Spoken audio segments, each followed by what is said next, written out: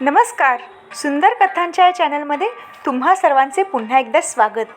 आजची कथा तिचा हक्क. लेखिका सविता किरनाळे. रमेश काकांच्या घरात आज बरीच वर्दळ दिसत होती. त्यांची मुलगी माधवी आपल्या मुलासोबत आली होती. मुलगा शंतनू बैठकीत विचारमग्न अवस्थेत बसला होता. सून उगाच स्वयंपाकघरातून आत बाहेर करत होती. मला माहीत होतं थोड्या वेळात पप्पांना बोलावणे येईल. तसेच झाले. 10 मिनिटात रमेश काका, वसंता आहेस का रे घरात, म्हणून आमच्या घरात प्रवेश करते झाले. आईने गडबडीने सामोरं जात सांगितले, हो आहेत ना भाऊजी हे घरात, या थोडा चहा घ्या. वहिनी, आता मी थोडा घाईत आहे, चहा नंतर घेईन. तो वकील यायचा आहे ना. वकील? काय झाले हो असे? ते तुम्हाला वसंता नंतर सांगेल हो. आधी तो आहे कुठे ते सांगा. आहे रे मी इथेच, का उगाच गाव गोळा करतोय, म्हणत पप्पा शर्ट घालत आतून आले. रमेश काका त्यांना पुढे घालून आपल्या घरी घेऊन गेले. रमेश काका आणि आमचे पप्पा बालमित्र. एकत्र वाढले, शिकले, एकत्रच मुंबईला आले नोकरीसाठी. पुढे घरंसुद्धा जवळच घेतली. आमच्या दोन्ही कुटुंबात इतका घरोबा की बघणाऱ्याला आम्ही एकाच कुटुंबाचा भाग आहोत असे वाटायचे. शंतनू दादा आणि माधवीताई आमचे बहीण भाऊच होते. राखी पौर्णिमेला मी आणि माधवीताई स्वतःच्या सख्ख्या भावाबरोबर एकमेकांच्या भावाला पण राखी बांधायचो. गंमत म्हणजे आम्हाला ओवाळणी सारखीच मिळायची. आमचे आईवडील आम्हाला सारखेच कपडे घ्यायचे. उन्हाळ्यात आणि दिवाळीत आमच्याकडे किंवा त्यांच्याकडे येणारे पाहुणेसुद्धा आवर्जून दुसऱ्या कुटुंबाची चौकशी करायचे. माधवीताईच्या लग्नात मी करवली म्हणून चांगलीच हौस पुरवून घेतली. पाठवणीच्या वेळी ती माझ्या पप्पांच्या गळ्यात पडून इतकी रडली की राजन भाऊजींचे मामा बोलले, बाळा सोड आता तुझ्या पप्पांना, 4 दिवसांनी घर पाठवणीला आल्यावर उरलेलं आटपून घे. शी, किती इनसेन्सिटिव्ह.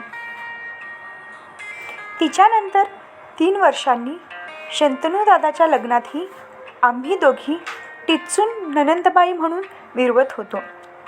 संकटाच्या वेळी दोन्ही कुटुंबांना एकमेकांचा आधार वाटतो आणि आनंदही एकत्र साजरा केला जातो. पण आज तिकडे रमेश काकांकडे वेगळेच नाटक सुरू होते. वकील आला होता. झाले होते ते असे की रमेश काकांनी आपल्या हयातीतच इच्छापत्र बनवले होते आणि आज त्याचे वाचन होणार होते आणि कुणाला काही आक्षेप असले तर त्यावर चर्चा होणार होती.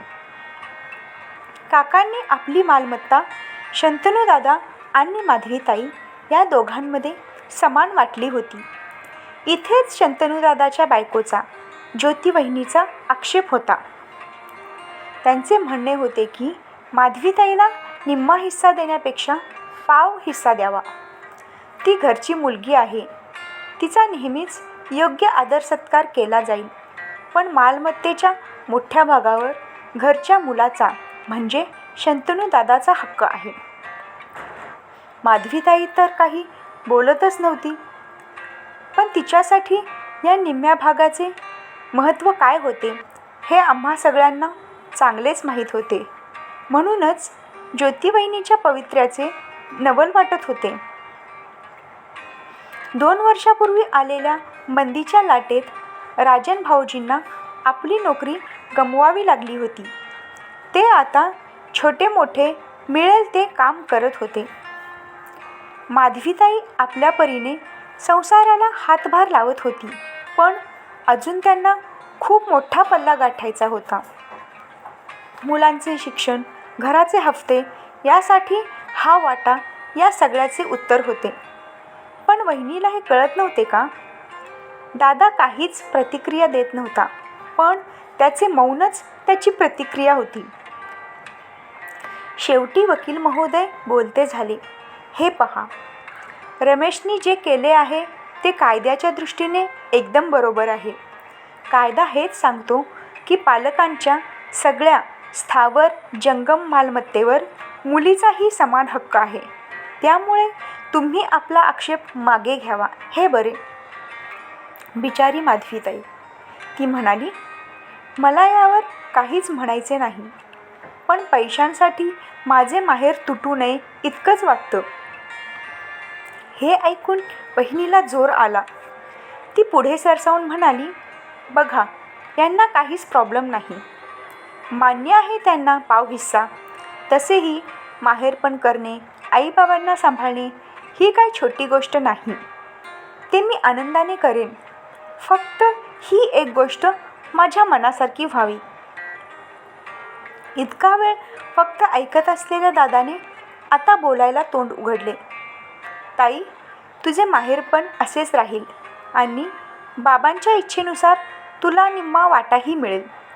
तू म्हणतेस ते बरोबर आहे. पैसा, इस्टेट बहीण भावाच्या नात्याआड येऊ शकत नाही. लहानपणी एक छोटेसे चॉकलेट आपण समान वाटे करून खायचो आणि कधीकधी तू तुझ्या वाट्याचेही मलाच द्यायचीस. पण इथे असे नाही होणार. तुझा हक्क तुला मिळायलाच पाहिजे. ज्योती, आज ताई आणि माझ्या ठिकाणी तू स्वतःला आणि आपल्या भावांना ठेवून बघ. आता ती ज्या आर्थिक परिस्थितीत आहे तशा परिस्थितीत तू असतीस तर काय केले असते? जर तुझ्यासमोर स्वतःच्या मुलांच्या भविष्याचा प्रश्न असता तर तू असा मिळालेला हक्क सोडला असतास का? तिला गरज आहे या वाटणीची, तिच्या आणि तिच्या मुलांच्या भविष्यासाठी. आणि वकील काका म्हणतात तसे तो तिचा कायदेशीर हक्क आहे. मग आपण का तो हिरावून घ्यावा? आणि आईबाबांना सांभाळणे, ताईचे माहेरपण करणे ही आपली जबाबदारी नाही तर कर्तव्य आहे. कारण त्यांच्या कष्टामुळेच आज आपण सुखी आहोत. जरा विचार कर, तुझी वहिनीही तुझ्यासोबत अशीच वागली तर तुला ते सहन होईल का? दादाच्या या बोलण्याने वहिनीला उपरती झाली. तिला तिची चूक समजली आणि माधवीताईला तिचा समान हक्क मिळाला. शेवट गोड तर सर्व गोड. हे सर्व पप्पांनी जेव्हा आम्हाला सांगितले तेव्हा आम्हाला न्याय झाल्यासारखे वाटले. आजही समाजात अनेक मुद्द्यांवरून स्त्रियांचा समानतेचा हक्क डावलला जातो. वडिलोपार्जित मालमत्तेची वाटणी करताना तर हे नक्की घडते. जर मुलीची स्वतःची हक्कसोडपत्रावर सही करायची इच्छा असली तर ती वेगळी गोष्ट. पण तसे नसेल तर कधी तिला नात्याच्या अणाभाका दिल्या जातात तर कधी समाज काय म्हणेल याची टोचणी लावली जाते आणि मुलाच्या पदरात मालमत्तेचे माप टाकले जाते. पण या बाबतीतही समानता हा स्त्रियांचा कायदेशीर हक्क आहे. समाप्त. कथा आवडली तर आपले चॅनल जरूर सबस्क्राईब करा. धन्यवाद.